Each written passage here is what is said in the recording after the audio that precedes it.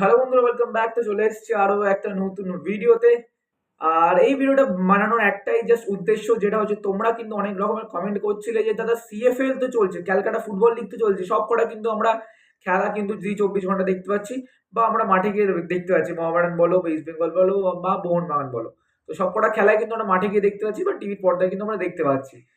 তো তোমাদের একটাই কোশ্চেন, যেটা হচ্ছে আমাদের ইস্ট বেঙ্গল ভার্সেস মোহনবাগানের যে কলকাতার লিগের ডার্বি আছে, তো ক্যালকাটা লিগের ডার্বি কোথায় হবে, কখন হবে এবং কোথায় দেখা যাবে। তো দেখো, প্রথমে যেটা বলি, যেটা কোথায় দেখা যাবে সেটা কিন্তু জি 24 ঘন্টায় দেখতে পাবে তোমরা। আর এছাড়াও কিন্তু অনেকজনের কিন্তু প্রবলেম হচ্ছিল যে দাদা জি 24 ঘন্টা আমি চালাচ্ছি বাট ওটা কিন্তু খবর দেখাচ্ছে।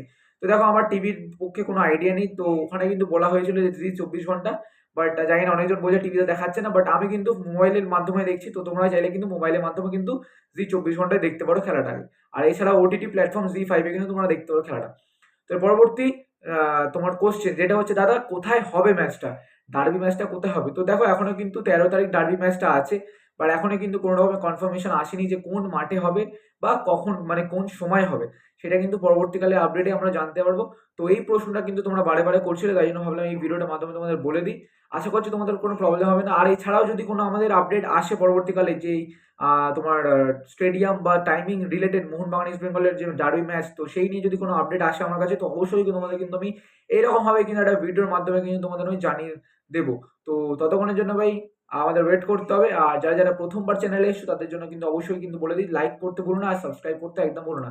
তো চলো বন্ধুরা, টাটা, বাই বাই, দেখা হচ্ছে অন্য একটা আপডেটের ভিডিওতে।